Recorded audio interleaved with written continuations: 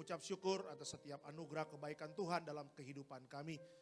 Biarlah kebenaran firman Tuhan pada malam hari ini, itulah yang memerdekakan setiap kami.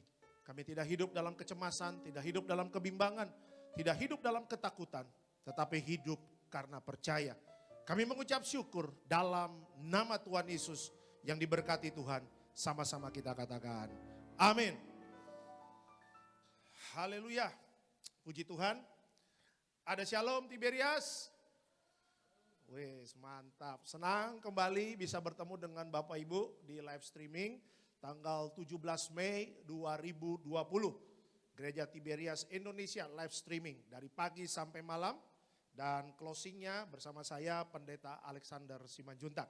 Seperti biasa Bapak Ibu, sebelum saya memberitakan firman Tuhan, saya mau shalom dulu dengan jemaat-jemaat Tuhan yang ada di beberapa daerah ya. Saya mengucapkan shalom untuk Tiberias Batam, mengucapkan shalom untuk Tiberias Sumatera Utara ya di Medan, mengucapkan shalom untuk jemaat Tiberias di Sejabodetabek ya, mengucapkan shalom juga untuk Tiberias di Bandung ya, mengucapkan shalom untuk Tiberias di Semarang Salatiga, mengucapkan shalom untuk Tiberias di Surabaya, mengucapkan shalom untuk Tiberias Bali, mengucapkan shalom untuk Tiberias Makassar, Toraja, mengucapkan shalom untuk Tiberias Sulawesi Utara, Manado dan sekitarnya, dan mengucapkan shalom untuk Tiberias di Kalimantan, Tiberias Banjarmasin, Tiberias Palangkaraya, dan Tiberias Pontianak.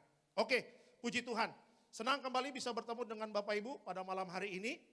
Seperti biasa, saya akan membawa kebenaran firman Tuhan pada malam hari ini. Biarlah di hari-hari yang dimana Bapak Ibu dan saya ada di rumah, mari kita terus memperkuat iman kita. Ya, karena iman itu timbul karena pendengaran akan firman Tuhan. Ya, oke, hari ini saya akan berbicara tentang ingatlah akan istri Lot. Ya, ingatlah akan istri Lot. Ini judul khotbah saya pada malam hari ini. Kita buka di Lukas 17 ayat 28 sampai 32. Lukas 17 ayat 28 sampai 32. Yuk silakan Pak. Demikian firman Tuhan. Demikian juga seperti yang terjadi di zaman Lot. Mereka makan dan minum. Mereka membeli dan menjual. Mereka menanam dan membangun. Tetapi pada hari Lot pergi keluar dari Sodom, turunlah hujan api dan hujan belerang dari langit dan membinasakan mereka semua. Demikianlah halnya kelak pada hari di mana anak manusia menyatakan dirinya. Barang siapa pada hari itu sedang di peranginan di atas rumah dan barang-barangnya ada di dalam rumah, janganlah ia turun untuk mengambilnya. Dan demikian juga orang yang sedang di ladang, janganlah ia kembali. Ingatlah akan istri Lot. Oke, puji Tuhan. Kita langsung masuk keterangannya ya.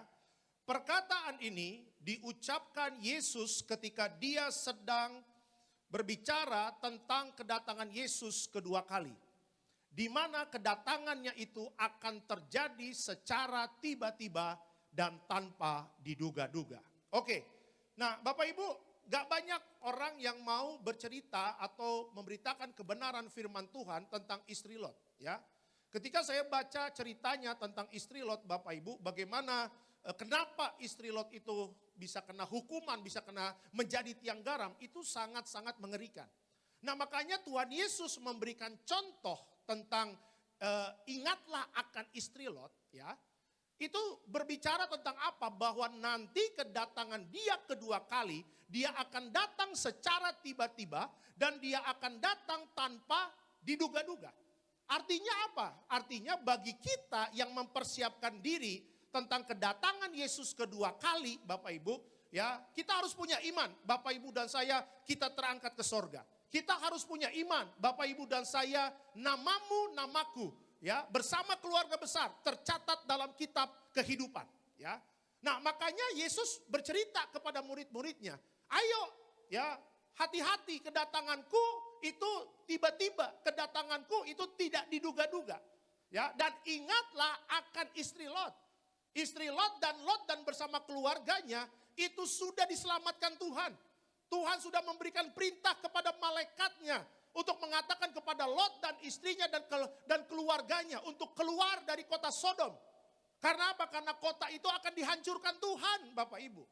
Ya, tetapi ketika kita belajar dari cerita akan istri Lot, ya, mereka Lot dan bersama keluarganya diselamatkan, tetapi istri Lot itu tidak selamat. Ya, menjadi apa? Menjadi tiang garam. Saya pelajari apa arti tiang garam. Bisa dikeluarkan slide selanjutnya. Tiang garam, ya, tiang garam mengandung arti, ya. Tiang garam mengandung arti tugu peringatan ketidaksukaan Allah terhadap orang-orang yang hatinya menjauh dari Allah. Yang memulai hidupnya di dalam roh, tetapi berakhir dalam daging. Dalam kurung kebinasaan, ya kan? Nah, oleh karena itu Bapak Ibu, ya, istri Lot ini menceritakan bagaimana dia menjadi tiang garam. Tiang garam itu artinya apa? Mengandung arti tugu peringatan ketidaksukaan Allah terhadap orang yang hatinya menjauh dari Allah. Ya, yang bisa menjawab hati kita dekat, hati kita jauh dari Allah, itu kita sendiri. Ya, yang bisa membawa kita ke sorga, memutuskan kita jadi warga sorga, atau kita binasa, itu kita sendiri Bapak Ibu. Tuhan sudah memberikan jalannya. Makanya Alkitab mengatakan, Yesus selalu mengatakan, akulah jalan, kebenaran dan hidup. Barang siapa yang percaya kepadaku tidak akan binasa. Ya, Tuhan sudah memberikan jalannya. Tuhan sudah memberikan firman-Nya kepada Bapak Ibu dan saya. Ya, sorga dan neraka itu berbicara keputusan. Untuk masuk sorga kita belajar. Ya, jadilah pelaku-pelaku firman. Dan untuk masuk neraka Bapak Ibu kita juga bisa belajar dari istri Lot. Ya, istri Lot hatinya menjauh dari Tuhan. Waduh, Bapak Ibu, di akhir zaman ini ada banyak orang-orang yang hatinya menjauh dari Tuhan. Ya, orang-orang sekarang lebih cinta dunia, lebih cinta harta, ya, lebih cinta namanya pekerjaannya. Bukan berarti kita nggak kerja loh. Ya, lebih cinta proyeknya, bukan berarti kalau ada proyek langsung ditinggalkan, bukan. Tetapi hatinya nggak lagi melekat kepada Tuhan. Tuhan tidak menjadi nomor 1 dalam hidupnya. Tuhan bisa menjadi nomor 2, bahkan nomor 3, bahkan nomor 4, bahkan bisa jauh menjadi nomor 100 dalam kehidupannya. Waduh, kalau udah sampai nomor 100 kejauhan, 1 sampai 100 jauh Bapak Ibu. Kalau 1 ke 2 masih enak. Ya, dinasehatinya masih enak. Oh iya, langsung lagi nomor 1 Tuhannya. Tapi kalau udah Tuhannya menjadi nomor 100, waduh. Makanya bangsa Israel, Bapak Ibu, tadi saya sharing-sharing sama tim sebelum ibadah ini jam saya dimulai, Bapak Ibu, bagaimana bangsa Israel tegar tengkuh. Ya, mereka nggak sungguh-sungguh ikut Tuhan. Makanya di rombongan yang pertama mereka tidak bisa melihat tanah perjanjian. Ya, hari ini dengan istri Lot, dengan cerita istri Lot, dia menjadi tiang garam. Tiang garam itu adalah tugu peringatan bagi orang-orang yang hatinya menjauh dari Allah. Tugu peringatan ketidaksukaan Allah bagi orang-orang yang hatinya menjauh dari Allah. Amin. Ya, yang bisa tahu hati kita hanya kita sendiri dan Tuhan. Ya, pendeta hanya bisa melihat dari luar. Manusia hanya bisa melihat dari luar. Tetapi Tuhan dan kita secara pribadi, itulah yang tahu isi hati kita yang paling dalam. Doa saya, hati kita jangan menjauh dari Tuhan. Jangan memulai dengan roh hidup kita, tetapi mengakhirinya dengan daging. Ingat, kebinasaan itu bisa terjadi kepada siapa saja. Ya, kebinasaan bisa terjadi kepada siapa saja. Jangan buka celah, tetapi biarlah hatimu meluap dengan ucapan syukur. Hatimu penuh dengan firman Tuhan. Apapun yang terjadi di akhir-akhir terakhir ini, corona dengan tantangan kehidupan akhir zaman, jangan pernah kita menjauh dari Tuhan. Jangan cari alternatif pertolongan dari Tuhan. Yesus Kristus itu adalah alamat yang paling tepat bagi Bapak Ibu dan saya untuk melihat pertolongannya, untuk melihat mujizatnya, untuk melihat anugerahnya, untuk melihat kasihnya, untuk melihat kesabarannya, untuk melihat cintanya yang begitu besar dalam hidup kita. Amin. Jadi tiang garam itu adalah tugu peringatan. Ya, kita diingatkan jangan sampai Bapak Ibu dan saya jadi tiang garam. Kita memulai dengan roh tapi endingnya binasa. Ingat, penyesalan itu selalu di belakang. Marilah kita memulai dengan roh dan mengakhiri hidup kita dengan roh. Karena apa? Karena hidup Bapak, Ibu, dan saya, di dalam hati kita ada firman. Kita tidak akan pernah binasa karena hati kita selalu melekat kepada Tuhan. Beri kemuliaan untuk Tuhan Yesus. Amin ya. Nah, Bapak Ibu, kita akan masuk dalam pertanyaan. Belajar dari Alkitab, ya. Belajar dari Alkitab, makna apa yang bisa kita pelajari dari kejadian istri Lot? Saya ulangi, belajar dari Alkitab, makna apa yang bisa kita pelajari dari kejadian istri Lot? Yuk, kita buka poin yang pertama. Makna yang bisa kita pelajari dari kejadian istri Lot. Poin yang pertama adalah jangan mencintai dunia. Ya, kita buka 1 Yohanes 2, 16 sampai 17. 1 Yohanes 2, 16 sampai 17. Yuk, silakan Pak. Demikian firman Tuhan. Sebab semua yang ada di dalam dunia, yaitu keinginan daging dan keinginan mata, serta keangkuhan hidup, bukanlah berasal dari apa, melainkan dari dunia. Dan dunia ini sedang lenyap dengan keinginannya, tetapi orang yang melakukan kehendak Allah tetap hidup selama-lamanya. Oke, kita langsung masuk keterangan. Ya, dunia ini sedang lenyap dengan keinginannya, tetapi orang yang melakukan kehendak Allah tetap hidup selamanya. Ya, jadi Bapak Ibu, makna yang bisa kita pelajari dari kejadian istri Lot. Yang pertama adalah jangan mencintai dunia. Tadi saya katakan dalam quote yang poin yang pertama, ya. Dunia ini sedang lenyap dengan keinginannya. Jadi Bapak Ibu bisa melihat, nonton TV, media sosial, bagaimana orang-orang yang mencintai dunia, ya, secara nggak sadar mereka sudah dikuasai oleh kuasa-kuasa kegelapan. Secara nggak sadar mereka itu hidupnya di dalam kedagingan dan ujung-ujungnya akan binasa. Ya. Tetapi bagi orang yang hidupnya dalam kehendak Allah, dia memilih untuk hidup bersama Allah dan dia memilih untuk hidup yang kekal. Untuk hidup yang kekal dibutuhkan perjuangan yang luar biasa Bapak Ibu. Iya. Ya, karena apa? Karena kita masih di dunia ini, perjuangan kita belum selesai Bapak Ibu. Ya. Ketika saya pelajari di Alkitab, kenapa kota Sodom itu dihancurkan Tuhan? Ini sama kejadiannya kenapa Tuhan memberikan air bah di zamannya Nuh. Ya, kenapa Tuhan kok begitu murka terhadap kota Sodom? Ya, kenapa Tuhan kok ingin menghancurkan kota Sodom? Kenapa kota ini tidak berkenan di hadapan Allah? Saya langsung bermain, ya, saya langsung bermain dengan logika saya. Saya langsung minta hikmat sama Tuhan. Tuhan, kenapa orang-orang ini kok dihancurkan Tuhan? Artinya apa? Artinya apa Tuhan ciri-ciri orang yang tidak bisa masuk dalam kerajaan Allah? Jadi Bapak Ibu kalau kita penasaran, semua itu jawaban itu ada loh di Alkitab. Biarkanlah Alkitab bersama firman-Nya memberikan jawaban melalui firman-Nya juga. Ya, saya ulangi, biarkanlah Alkitab bersama firman-Nya itu jugalah yang akan memberikan jawaban terhadap pertanyaan Bapak Ibu dan saya melalui firman-Nya juga. Ya, makanya saya tulis di sini Bapak Ibu, ciri-ciri orang yang tidak mendapatkan bagian dari kerajaan Allah. Saya ulangi, ciri-ciri orang yang tidak mendapatkan bagian dari kerajaan Allah. Kita buka 1 Korintus 6 ayat 9 sampai 10. Yuk silakan Pak. 1 Korintus 6 ayat 9 sampai 10. Demikian firman Tuhan. Atau tidak tahukah kamu bahwa orang-orang yang tidak adil tidak akan mendapat bagian dalam kerajaan Allah? Janganlah sesat. Orang cabul, penyembah berhala, orang berzina, banci, orang pemburit, pencuri, orang kikir, pemabuk, pemfitnah, dan penipu tidak akan mendapat bagian dalam kerajaan Allah. Yes, ya.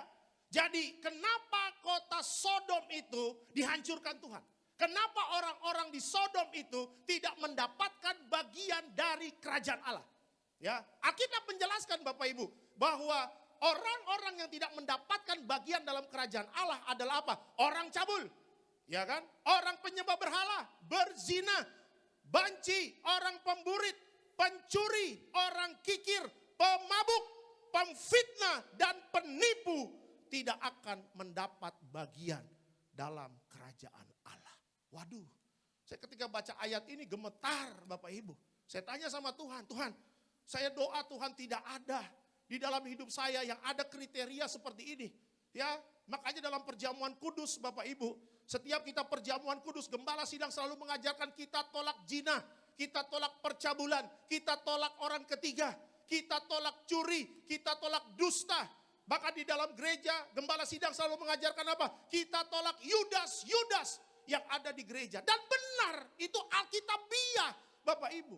Ya, bukan hanya wah keras benar itu khotbahnya, keras benar perkataan gembala. Apa yang dikatakan gembala itu berasal dari Alkitab, ya. Jadi jangan main-main, jangan cabul. Setia, ya, setia tubuhmu bait Allah, setia kepada rumah tangga, saling mengasihi, saling mengampuni, ya. Jangan menyembah berhala, ya, jangan berzina, jangan menjadi banci, pemburit, jangan pencuri, jangan menjadi kikir, jangan menjadi pemabuk, ya. Sebelum corona Bapak Ibu, saya khotbah di tempat-tempat gereja Tiberias, di Bekasi dan segala macam. Ada banyak ibu-ibu yang selalu cerita sama saya, Pak, suami saya mabuk-mabuk terus Pak. Pak, suami saya dilapo, gak pernah ke gereja, mabuk-mabuk terus. Main perempuan, judi. Saya langsung bilang sama istrinya, Bu, kasih ayat ini, 1 Korintus 6 ayat 9 sampai 10. Waduh Pak, keras benar. Mendingan dikerasin sekarang daripada nanti pintu sorga menolak dia. Mendingan sekarang dihajar karena ada dasarnya. Barang siapa yang kukasihi akan kuhajar. Mendingan kasih makanan keras. Terserah dia mau menolak atau tidak.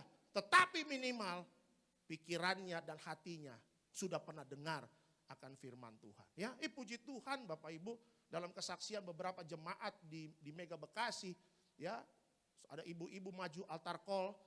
Biasa dia kalau mau cerita tuh agak-agak terakhir Bapak Ibu, dia katakan, Pak Pendeta, setelah dikasih ayat itu kayaknya lutut suami saya gemetar, ya kan? Karena dia baca bahwa orang-orang yang pemabuk, penjinah, pencuri, kikir, dusta, orang-orang itu tidak dapat bagian dalam kerajaan Allah. Saya bilang sama suami saya, Pak, mau masuk sorga enggak?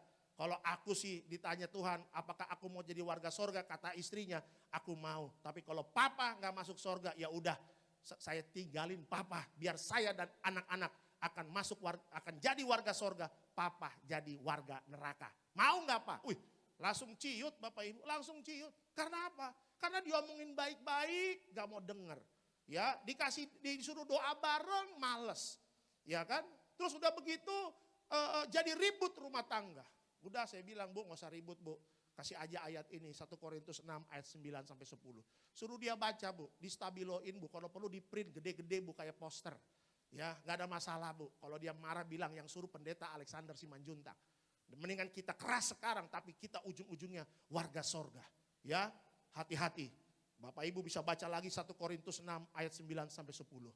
Jangan sampai hidup kita ada di dalam kriteria seperti ini. Kalau ada yang masih pemabuk, penjina, cabul, pemburit, banci, orang kikir, pendusta, pencuri, mendingan sekarang minta ampun sama Tuhan. Bertobat. Ya, kalau engkau benar-benar bertobat, minta ampun sama Tuhan, percaya hidupmu pasti akan dipulihkan. Beri kemuliaan untuk Tuhan Yesus. Amin. Itu ciri-ciri orang yang tidak mendapatkan bagian dari kerajaan Allah. Nah, ciri-ciri orang yang melakukan kehendak Allah apa aja? Ya, yuk kita lihat ciri-ciri orang yang melakukan kehendak Allah. Nih, saya akan terangkan yang tidak mendapatkan kerajaan Allah dan yang melakukan kehendak Allah. Ciri-ciri orang yang melakukan kehendak Allah yang pertama adalah hidup di dalam kekudusan. Nanti Bapak Ibu bisa baca di 1 Petrus 1 ayat 15. Ya, hendaklah kamu menjadi kudus di dalam seluruh hidupmu sama seperti Dia yang kudus yang telah memanggil kamu. Ayo kita hidup di dalam kekudusan. Tuhan memanggil Bapak Ibu dan saya untuk hidup di dalam kekudusan. Ya, kekudusan, khotbah kekudusan kurang populer. Khotbah kekudusan ada banyak orang-orang menghindar. Ya, tetapi berapa kali saya katakan di mimbar ini, kekudusan itu berbicara apakah hidupmu berkenan di hadapan Allah. Kalau hidupmu ada firman, apalagi Bapak Ibu dan saya selalu menyatu dengan tubuh dan darah Yesus. Ya, darah kita bukan darah manusia lagi, artinya ada darah Yesus Bapak Ibu. Saya percaya keinginan kita, perasaan kita, logika kita, jasmani rohani kita, tubuh jiwa dan roh kita Ya, itu seperti Allah. Tidak mau membuat Allah marah, tidak hidupnya ingin selalu berkenan kepada Allah. Jadi kalau kita sebenarnya sudah mengerti akan pengorbanan Yesus di atas kayu salib, kita benar-benar menyatu dengan tubuh dan darah Yesus, bukan seperti rutinitas belaka Bapak Ibu, tetapi ketika kita mengangkat roti dan darah Yesus, ini benar-benar memberikan perubahan, big impact yang luar biasa dalam hidup kita. Saya percaya Bapak Ibu, di otak kita, di hati kita gak ada keinginan untuk hidup jatuh di dalam dosa. Tetapi hari demi hari kita selalu hidup kita ingin menyenangkan hati Tuhan. Kita selalu ingin hidup di dalam kekudusan. Kita selalu ingin hidup berkenan di hadapan Tuhan. Ya, jadi ciri orang yang melakukan kehendak Allah yang pertama adalah hidup di dalam kekudusan. Yang kedua, ciri orang yang melakukan kehendak Allah adalah bersemangat melayani Tuhan. Nanti Bapak Ibu bisa baca di Roma 12 ayat 11. Saya bacakan. Janganlah hendaknya kerajinanmu kendor, biarlah rohmu menyala-nyala dan layanilah Tuhan. Ya, wow. Ada banyak orang melayani, awalnya on fire, awalnya waduh luar biasa, tetapi ketika sudah diangkat naik sama Tuhan, sudah ada paling top of the top, akhirnya pelayanan pilih-pilih. Ya, pelayanan itu bukan persaingan Bapak Ibu. Saya ulangi dari mimbar ini. Kalau ada yang menganggap pelayanan itu persaingan, bukan. Pelayanan ini adalah tim. Ya, gembala sidang nggak pernah mengajarkan saya, Alek, kamu bersaing dengan yang ini. Enggak. Ya, tetapi di dalam pelayanan kita anak-anak muda yang diangkat sama gembala itu diperlengkapi. Diperlengkapi. Tujuannya apa? Supaya pelayanan kita maksimal. Ya, saya dulu waktu diangkat jadi pendeta, Bapak Ibu mulai dari evangelis. Itu masih sarjana ekonomi, debit kredit. Ya kan? Kita benar-benar buta, ini kita mau ngomong apa firman Tuhan. Tetapi seiringnya waktu Bapak Ibu, gembala kasih beasiswa kepada 30 anak-anak muda yang memang mau diorbitkan sebagai penerus dari gereja Tiberias. Kita disekolahkan, dapat beasiswa. Ada 10 orang S2 dan 20 orang S1. Yang S2 saya, pendeta Gideon Simanjuntak, pendeta Jonathan Langsing. Ya, ada lagi ada pendeta Budiarto Leman, ya, pendeta Marcel Sairang. Kita diperlengkapi bukan untuk bersaing pelayanan, gak ada. Ya kan, ada gak pelayanan bersaing? Kalau ada di Alkitab, kasih lihat ayatnya sama saya. Tetapi pelayanan saling dukung. Pelayanan itu bukan saling menjatuhkan. Bukan, wah saya paling hebat khotbahnya, gak ada. Di hadapan Tuhan itu sama semuanya. Pelayanan itu pegangan tangan, teamwork. Tujuannya apa? Kalau kita semua yang melayani di Tiberias, kita teamwork, gak ada saling menjatuhkan, gak ada iri hati, gak ada yang paling besar. Kita teamwork, saya percaya Tiberias akan bahkan luar biasa menjangkau jiwa-jiwa. Jadi jangan buka celah, ya, jangan buka celah. Gembala selalu mengatakan, ayo belajar, semangat. Pendeta-pendeta belajar, semangat, jangan malas. Ayo layanilah Tuhan dengan roh menyala-nyala. Ya, ingat loh, kita hamba-hamba Tuhan ini yang Tuhan kasih adalah tanggung jawab mengembalakan domba-dombanya.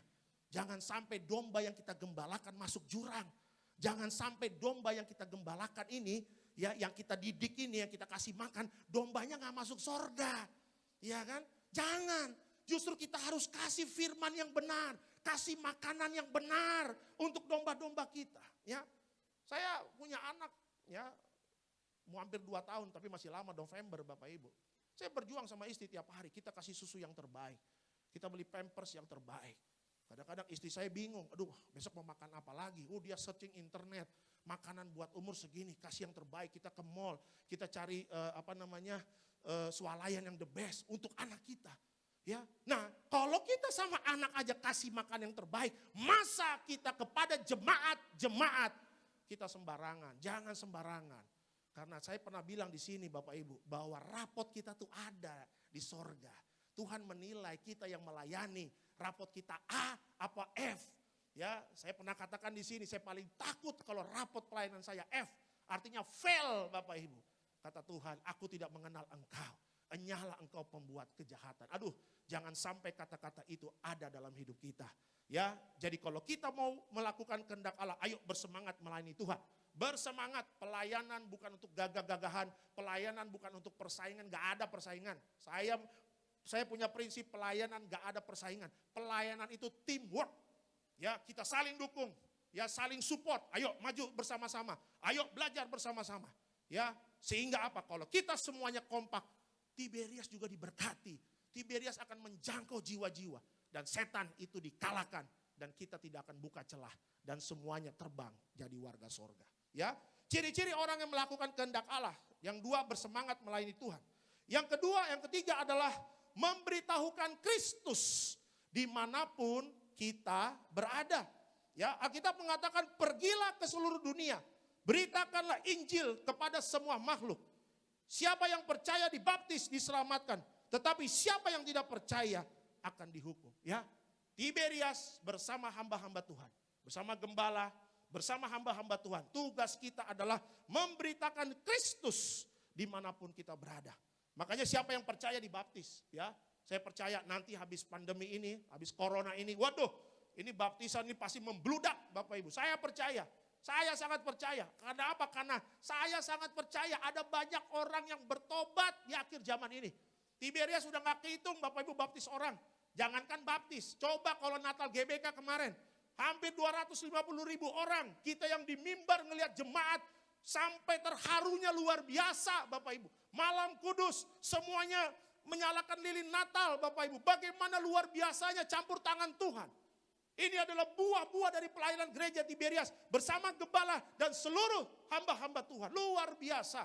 Ya, makanya terus kita memberitakan Kristus. Ya, live streaming ini puji Tuhan. Waktu berapa minggu yang lalu saya pulang ke rumah, ada jemaat kirim WA sama saya dari Prancis, kota Marseille. Marseille atau Marseille, saya lupa ngomongnya gimana, susah. Biasa mulut orang Batak Bapak Ibu, ya kan? Dari kota Prancis. Dan juga saya ada WA-WAan juga, ada jemaat, ada satu ibu di Belanda. Ya kan, karena ada keluarganya yang sakit di Jakarta. Jemaat Sarbini juga sering datang di Sarbini, dia sering WA saya, ya dari Belanda. Ada dari Prancis, ada dari Belanda. Waduh, yang dari Belanda saya bingung. Waktu telepon plus 31 ini dari mana ya? Ya, siapa tahu dari Kerawang Bekasi Bapak Ibu ya kan. Saya cek Kerawang Bekasi 021 plus 31 dari mana? Saya nggak tahu Bapak Ibu. Ya kan, pas dia telepon. Halo Pendeta Alex, Shalom. Kami dari Belanda. Tuhan. Ibu lihat saya dari mana? Dari live streaming Pak Pendeta. Live streaming sampai ke Belanda, sampai ke Prancis. Tahu Bapak Ibu Prancis, perapatan Ciamis Bapak Ibu ya. Itu Prancis. Itu Prancis. Tadi Pendeta Melvin bilang tanah Us, bukan United States ya, yang cerita tentang Ayub. Ada juga UK, apa itu? Ujung Kranji ya kan. Itu lucu sekali saya nonton Bapak Ibu ya kan. Dari Prancis, dari Belanda. Kita kalau hari Minggu biasa nggak nyampe kita khotbah sampai di sana. Tapi dengan live streaming ini, luar biasa. Ya, semua jaringan-jaringan ini menjelajahi seluruh dunia. Ayo kita beritakan Kristus dimanapun kita berada. Itu kehendak Allah. Yang terakhir ciri-ciri orang kehendak Allah, yang melakukan kehendak Allah. Yang terakhir, pergunakan waktu yang ada untuk Tuhan. Pergunakan waktu yang ada untuk Tuhan. Nanti bisa baca di rumah. Efesus 5, 16-17. Alkitab mengatakan, pergunakanlah waktu yang ada karena hari ini adalah jahat. Hari-hari ini adalah jahat. Bapak Ibu bisa cek di media sosial. Saya tiap hari baca media sosial tapi harus firman Tuhan dulu. Saya nggak berani sekarang baca media sosial tanpa firman. Karena apa? Karena sekarang media sosial memberitakan ketakutan, nggak ada damai sejahtera. Makanya sebelum baca media sosial saya baca firman dulu supaya ada damai, sejahtera, keyakinan iman yang teguh, baru baca media sosial. Ketika media sosial itu memberitakan kabar yang buruk, saya katakan tolak itu kabar buruk, yang aku percaya adalah janji Tuhan. Ya, semuanya berita hari-hari yang jahat. Kematian begitu gampang, kemiskinan banyak sekarang, PHK ada di mana-mana. Ya kan, semuanya tidak ada kabar baik. Artinya apa? Iblis banyak mempergunakan media sosial untuk menyebarkan ketakutan-ketakutan, Bapak Ibu. Jangan sampai takut. Ya, hari-hari ini adalah hari yang jahat. Kita harus berjaga-jaga. Ya, makanya kalau anak-anak Tuhan gak baca firman, apalagi setiap baca firman gak ada perjamuan kudus, kita gak ada pengurapan minyak, waduh gimana? Padahal gereja Tiberias sudah kasih sarananya Bapak Ibu. Pergunakanlah. Minyak berbicara memuliakan Allah, memuliakan manusia. Di alam roh ini minyak adalah api. Si jahat tidak akan datang sama kita, takut melihat kita. Ada darah Yesus, darah yang menebus. Ya kan, darah yang menyelamatkan kita. Jadi hari-hari yang jahat ini digunakan iblis untuk menghancurkan orang-orang percaya. Bapak Ibu dan saya jangan sampai kita dihancurkan oleh iblis. Ya, kita berjaga-jaga, baca firman. Ya, ada warning dari Tuhan. Ada peringatan dari Roh Kudus. Hati-hati anakku, jangan sampai si jahat itu bisa berkarya dalam hidup kita. Si jahat itu mencuri, membunuh dan membinasakan. Jangan sampai si jahat itu masuk dalam hidup kita. Tetapi kalau kita waspada, kita mempergunakan hari-hari ini dengan baik, dengan mengisi setiap hari firman. Kita mengurapi hidup kita dengan mengurapi dengan minyak. Dan kita selalu ada perjamuan kudus. Saya percaya hari-hari ini bukan menjadi hari yang jahat bagi kita, tetapi menjadi hari yang baik dalam setiap kehidupan kita. Beri kemuliaan untuk Tuhan Yesus. Amin. Ya. Jadi belajar dari Alkitab. Yang pertama, apa yang bisa kita pelajari dari kejadian istri Lot? Yang pertama, jangan mencintai dunia. Ya, mencintai dunia itu berbicara apa? Sedang menuju kebinasaan. Ya, orang-orang yang akan binasa yang nggak masuk dalam kerajaan Allah. Tadi Bapak Ibu saya kasih lihat ayatnya 1 Korintus 6 ayat 9 sampai 10. Nanti bisa pelajari di rumah. Ya, 1 Korintus 6 ayat 9 sampai 10. Itulah orang-orang yang nggak mendapatkan bagian dari kerajaan Allah. Dan saya juga tadi kasih tahu kepada Bapak Ibu, ya, ciri-ciri orang yang melakukan kehendak Allah. Ayo, lakukanlah apa yang Tuhan mau. Lakukanlah dalam kehendak Allah. Saya percaya kita semuanya dimateraikan jadi warga sorga. Kasih tepuk tangan dulu untuk Tuhan Yesus. Haleluya. Nah, yang kedua, belajar dari Alkitab. Makna apa yang bisa kita pelajari dari kejadian istri Lot? Ya, yang kedua, ketidaktaatan menghasilkan kebinasaan. Ketidaktaatan menghasilkan kebinasaan. Kita buka Kejadian 19 ayat 15. Nanti lompat 24 26, Amsal 13 sampai 3. Amsal 13 ayat yang ke-13. Yuk, silakan Pak. Demikian firman Tuhan. Ketika fajar telah menyingsing, kedua malaikat itu mendesak Lot supaya bersegera, katanya, "Bangunlah, bawalah istrimu dan kedua anakmu yang ada di sini, supaya engkau jangan mati lenyap karena kedurjanaan kota ini." Ayat yang ke-24, kemudian Tuhan menurunkan hujan belerang dan api atas Sodom dan Gomora berasal dari Tuhan dari langit. Dan ditunggang balikannya lah kota-kota itu dan lembah Yordan dan semua penduduk kota-kota serta tumbuh-tumbuhan di tanah. Tetapi istri Lot yang berjalan mengikutnya menoleh ke belakang lalu menjadi tiang garam.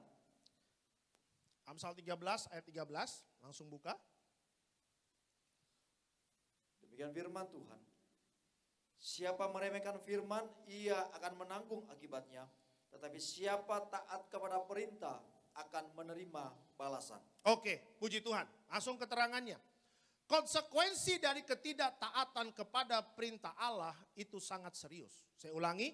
Konsekuensi dari ketidaktaatan kepada perintah Allah itu sangat serius, ya. Jadi ketika kita tidak taat Bapak Ibu, ya, ketika kita tidak taat, ya, konsekuensi dari ketidaktaatan kepada perintah Allah sangat serius, berbicara apa? Kebinasaan, ya. Nah, berbicara ketidaktaatan, Bapak Ibu, ketidaktaatan itu berbicara melanggar firman Tuhan, ya. Bapak Ibu, saya kan dulu rumah saya di Bogor, Bapak Ibu. Ya, dulu sebelum menikah Jakarta Bogor. Ada banyak kejadian-kejadian, kecelakaan itu di Tol Jagorawi. Ya, kalau Bapak Ibu masuk Tol Jagorawi atau masuk tol, itu semua rambu-rambu ada semua. Ada rambu S garis, P garis, ya, di jalan tol yang mengemudi harus pakai seat belt, ya, di tol orang-orang yang mengemudi tidak boleh main HP, ya, apalagi ngantuk. Ada banyak tulisan ngantuk istirahat, ya. Kalau ngantuk istirahat, makanya di jalan tol itu disediakan rest area. Tapi ada banyak orang, Bapak Ibu, yang tidak taat akan peraturan dan akhirnya banyak yang kecelakaan. Contoh ini bisa kita gabungkan dengan kebenaran firman Tuhan. Bapak Ibu tahu bahwa Lot, istri Lot mempunyai suami namanya Lot. Ini Lot adalah pribadi yang takut akan Tuhan. Lot ini adalah kemenakannya dari Abraham. Ya, tetapi yang tidak taat adalah istrinya. Makanya benar, Alkitab jelas mengatakan apa? Nanti ada 2 orang di tempat tidur, satu terangkat, satu tidak. Kadang ada suaminya yang taat terangkat, istrinya tidak terangkat karena istrinya tidak taat. Ada juga nanti yang istrinya taat, suaminya tidak taat. Istrinya terangkat, suaminya tidak terangkat. Itu bukan program Allah. Program Allah adalah suami istri bersama anak-anak itu terbang ke sorga. Ya, namanya tercatat dalam kitab kehidupan. Ya, makanya konsekuensi dari ketidaktaatan kepada perintah Allah sangat serius. Ya, jangan main-main begitu loh. Jangan memurahkan anugerah. Saya katakan dari mimbar ini, jangan memurahkan anugerah. Tuhan memberi keselamatan itu free. Tetapi perjuangan dia waktu mati di atas kayu salib, gak ada yang bisa seperti Yesus. Dia harus dihancurkan di atas kayu salib, hancur sehancur-hancurnya. Bapak Ibu bisa baca di Yesaya 53. Ya, rupanya pun tidak kelihatan. Ya, hancur, benar-benar hancur. Karena apa? Karena Yesus harus menerima murka Allah. Ya, upah dosa adalah maut. Yesus ambil semua murka Allah untuk taruh di dalam tubuhnya. Ya, supaya Bapak Ibu dan saya tidak mengalami murka Allah. Makanya jangan main-main. Jangan memurahkan anugerah. Anugerah itu mahal Bapak Ibu. Anugerah itu mahal. Ya, konsekuensi dari ketidaktaatan kepada perintah Allah itu sangat serius. Bisa menghasilkan kebinasaan. Ya, jadi Alkitab, contoh dari Alkitab, bisa langsung next slide. Contoh dari Alkitab, orang-orang yang tidak taat. Alkitab banyak loh mencatat orang-orang yang tidak taat. Ya, saya ambil beberapa. Adam dan Hawa jatuh dalam dosa dan mengalami kematian rohani, yakni berpisah dari Tuhan. Orang-orang yang di Alkitab yang tidak taat, yang kedua adalah istri Lot, menjadi tiang garam, binasa. Musa dan Harun juga tidak taat Bapak Ibu, gagal masuk tanah perjanjian. Dan yang terakhir, Saul banyak melanggar aturannya Tuhan dan matinya bunuh diri. Coba Bapak Ibu lihat. Ya, ciri-ciri di Alkitab orang-orang yang tidak taat, padahal Tuhan punya rencana yang baik buat mereka semua. Tetapi karena ketidaktaatan, mereka tidak meraih setiap janji Tuhan. Amin ya. Jadi Pak, bagaimana Pak supaya kita bisa hidup taat? Ada firman. Gak bisa, tadi saya katakan firman Tuhan itulah yang membuat hidup kita mau taat kepada Tuhan. Ya, coba next langsung slide-nya saya akan terangkan. Hendaklah firman Tuhan ada dalam hati dan pikiran kita. Dan menjadikan kita semakin taat kepadanya. Ya, jadi kalau hidup kita ada firman Tuhan, Bapak Ibu. Kalau hidup kita ada firman Tuhan, gak mungkin hidup Bapak Ibu dan saya menjadi orang yang tidak taat. Firman Tuhan itu memerdekakan kita, memberikan kebenaran dalam hidup kita. Firman Tuhan itu akan bekerja sama dengan Roh Kudus, akan selalu mengingatkan kita. Hei anakku, taat. Berat Tuhan, taat. Tuhan sepertinya saya nggak sanggup menjadi pelaku firman. Taat anakku. Ya, Abraham orang yang taat. Dia tidak bimbang. Ya, Abraham sampai anaknya sudah lahir Ishak, dia berikan anaknya untuk dipotong. Ya, dia tahu bahwa anak itu pemberian. Tapi dia tahu Tuhan itu Allah yang memberi. Saya ulangi, anaknya Abraham namanya Ishak itu adalah pemberian. Tetapi ketika dia lihat yang di atas, Allahnya adalah Allah yang memberi.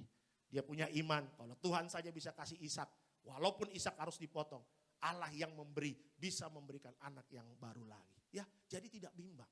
Jadi bagaimana supaya hidup kita taat? Harus ada firman Tuhan. Amin. Harus ada firman Tuhan. Firman Tuhan, Alkitab, bahasa Indonesia, bahasa Inggrisnya adalah Bible. Saya pelajari Bible. Wah, artinya bagus sekali Bapak Ibu. Bible. B-nya basic, I-nya instruction, B-nya before, L-nya living, I-nya adalah earth. Ya, dalam bahasa Indonesia artinya petunjuk dasar sebelum meninggalkan bumi atau sebelum meninggalkan dunia ini. Bapak Ibu, jangan sampai kita tersesat. Kita sudah ada di gereja yang benar. Kita sudah punya gembala yang sudah langsung dipilih Tuhan. Semuanya Tuhan yang atur. Tentang perjamuan kudus Tuhan yang ajari.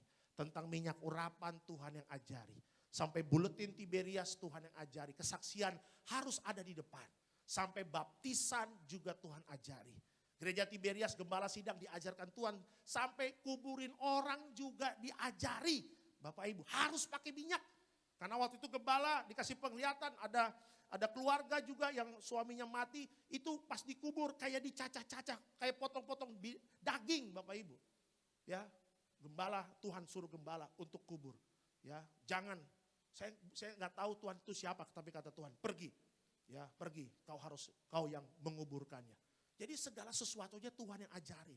Dan semuanya itu ada di Alkitab. Makanya Alkitab dalam bahasa Inggrisnya Bible. Ya, basic instruction before leaving earth. Suatu saat Bapak Ibu dan saya akan terbang ke sorga. Akan terbang. Akan masuk alam roh. Nah, ketika di alam roh ini siapa yang jemput? Makanya kita harus berjaga-jaga. Doa saya Bapak Ibu dan saya. Kalau kita benar-benar mengikuti petunjuk dasar. Ya, dari Alkitab ini sebelum kita meninggalkan dunia. Ya, kita ikuti seluruh instruksi dari Alkitab. Saya percaya, kalaupun kita harus balik ke rumah Bapa, yang jemput kita adalah malaikat sorga. Nasib kita, takdir kita tidak seperti istri Lot menjadi tiang garam. Karena apa? Karena tiang garam adalah tugu peringatan yang Tuhan tunjukin kepada kita. Karena orang-orang itu hatinya menjauh dari Tuhan. Jangan sampai nasib kita seperti istri Lot binasa. Tetapi kita belajar. Kalau kita benar-benar mengikuti instruksi dari Alkitab. Tiberias semuanya Tuhan ajar langsung. Kita ikuti saja. Jaga kekudusan, kita ikuti. Selalu perjamuan kudus, kita ikuti. Selalu ada minyak di atas kepalamu, kita ikuti. Selalu putih bajumu, kita ikuti. Jaga hati kita ikuti. Ya, Tuhan melihat, manusia melihat rupa, tetapi Tuhan melihat hati. Jangan sampai hati kita busuk, jangan sampai hati kita ada iri hati, jangan sampai hati kita ada kedengkian, kebencian, ya, ingin menjatuhkan orang, jangan sampai. Karena hati yang busuk itu nggak bisa jadi warga sorga. Tetapi hati yang gembira adalah obat yang manjur. Sebagai kesimpulan dalam khotbah saya. Pernyataan Tuhan yang menyebut nama istri Lot merupakan peringatan yang sangat tegas dan jelas bahwa karya keselamatan Allah bisa gagal atas seorang yang tidak bersedia meresponi karya keselamatan itu dengan benar. Ya, gembala melihat neraka, Bapak Ibu, terus gembala tanya sama Tuhan, Tuhan, siapa orang-orang yang ada di neraka? Yang pertama, orang yang di neraka itu tidak meresponi karya keselamatan.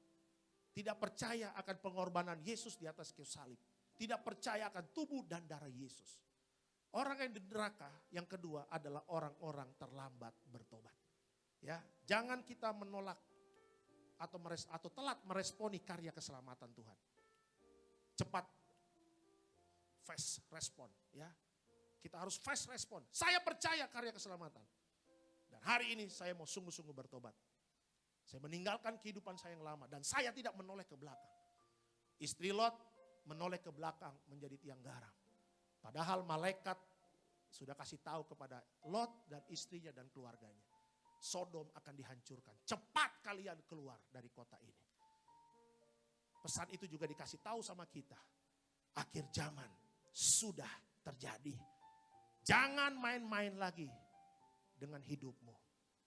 Kalau engkau ingin jadi warga sorga, hiduplah dalam kebenaran firman Tuhan. Tapi kalau engkau ingin jadi istri Lot, hiduplah di dalam kedagingan. Ada pilihan, gampang. Kayak kita masuk rumah makan Padang. Kita satu meja, piringnya banyak. Kita tinggal pilih mau makan ayam pop, rendang, ya, atau otak sapi, terserah. Tapi pilihan kita ada dua, sorga atau neraka. Terlambat bertobat atau cepat bertobat. Ya, mau fokus ke depan atau menoleh ke belakang.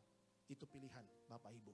Tetapi saya sebagai hamba Tuhan sudah memberikan kebenaran firman Tuhan. Doa saya, Bapak Ibu dan saya, kalau tahu hidup ini adalah kesempatan, jangan sia-siakan hidup kita. Beri kemuliaan untuk Tuhan Yesus. Terima kasih Tuhan, belajar dari istri Lot. adalah cerita yang sangat-sangat mengerikan. Tetapi inilah yang Tuhan ajarkan. Engkau memberitakan berita tentang jangan melihat atau jangan melihat ke belakang, belajar dari istri Lot.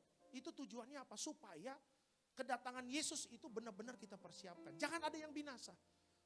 Ada banyak orang memilih hidupnya dalam roh tetapi mengakhiri dalam kedagingan. Jangan sampai seperti itu. Yang kita percaya hidup ini adalah kesempatan. Hidup ini untuk melayani Tuhan. Terima kasih Bapa, terima kasih Tuhan Yesus. Terima kasih Roh Kudus. Sama-sama kita katakan, hidup ini adalah kesempatan.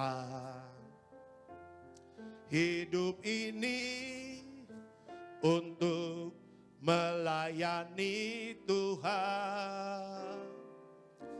Jangan sia-siakan waktu yang Tuhan beri.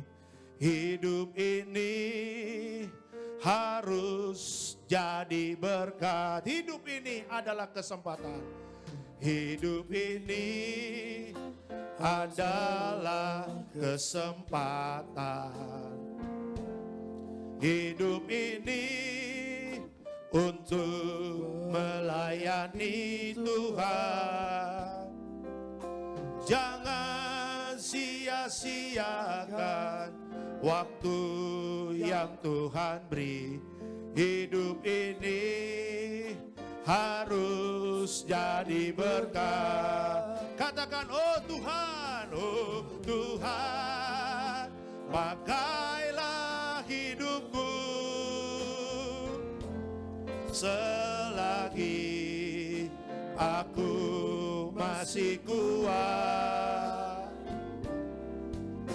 Bila saatnya nanti ku tak berdaya lagi, hidup ini sudah jadi berkat. Katakan, oh Tuhan, pakailah hidupku selagi aku masih kuat. Bila saatnya nanti ku tak berdaya lagi, hidup ini sudah jadi Tuhan. Lebih sungguh lagi kita katakan, oh Tuhan, pakailah hidupku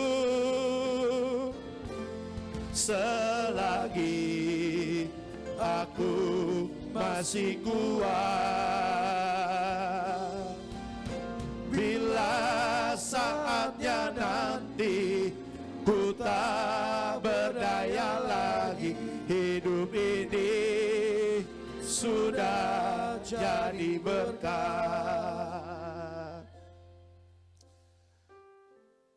Sekitar tahun 2011 Bapak Ibu, saya punya opung.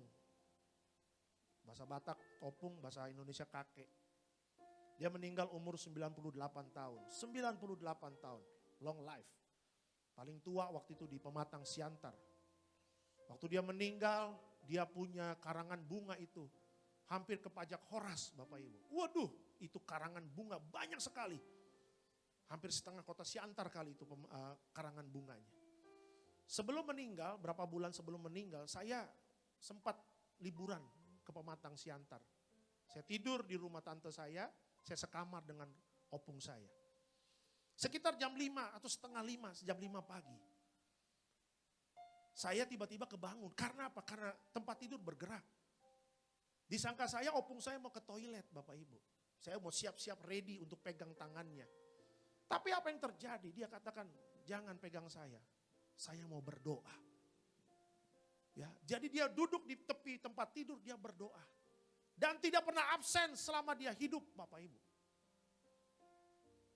Saya sudah pelayanan 2019. Itu kayak ditampar bolak-balik loh Bapak Ibu. Ya, setengah 5 di umur 98 tahun. Dia masih bangun untuk berdoa. Sementara kita umur masih sangat muda. Tapi kita lupa untuk cari Tuhan. Ya. Dia meninggal hari Jumat. Tapi sebelum meninggal, saya udah kasih perjamuan kudus, waktu itu via mami saya. Kasih perjamuan kudus, sempat panas sampai 40. Saya dikasih perjamuan kudus, diurapi dengan minyak urapan. Suhu tubuhnya jadi baru lagi. 37, 36 kayak manusia normal. Tapi waktu meninggal di hari Jumat, itu seperti minyak, seperti lampu yang minyaknya habis. Tiba-tiba, meninggal. Wow. Opung saya salah satu pahlawan iman saya juga Bapak Ibu. Karena dulu dia lama tinggal di Bogor. Setelah beres makan malam, jam 7 malam dia selalu bilang, come on, baca Bible. Baca Bible. Semuanya harus standby. Papi, mami saya, kakak saya yang pertama, kakak saya kedua, kakak saya yang ketiga, sama saya. Setelah baca firman, kita nyanyi lagu rohani dari Kidung Jemaat. Dulu kan dari gereja lama, dulu buku ND, kita nyanyi. Dan setelah nyanyi, berdoa. Dari anak 1 sampai 10 didoain. Dan cucu-cucunya itu didoain. Jadi kalau doa bisa sampai jam 11 malam. Dulu kita nganggapnya aduh membosankan. Tapi setelah menjadi hamba Tuhan, saya bilang, Tuhan kalau bisa balik lagi dong. Tuhan kalau bisa pengen ketemu Opung. Saya kadang-kadang lagi khotbah saya pengen juga loh Opung saya duduk di depan ngeliat saya. Inilah doa Opung, saya jadi pendeta Opung. Ya, jadi jangan main-main. Perhatikan rohanimu, kedagingan akan selesai. Perhatikan rohanimu. Ini masa-masa ini kita nggak tahu. Besok bisa aja pagi-pagi ada yang terangkat, tung. Kita nggak ada yang tahu. Terus kita nggak terangkat, kita nangis, penyesalan selalu di belakang. Istri Lot saya percaya kalau istri Lot bisa bangun lagi, bisa comeback lagi, dia mengatakan Tuhan kasih saya kesempatan. Hidup ini adalah kesempatan Bapak Ibu, jangan main-main. Hidup kita seperti uap. Cepat dan maut satu langkah. Jangan main-main. Hidup kita itu untuk melayani Tuhan. Tubuhmu bait Allah. Setiap nafas kehidupan kita berikan untuk Tuhan Yesus. Kita nyanyi sekali lagi. Oh Tuhan. Oh Tuhan. Pakailah hidupku. Selagi aku masih kuat, bila saatnya nanti ku tak berdaya lagi, hidup ini sudah jadi berkah.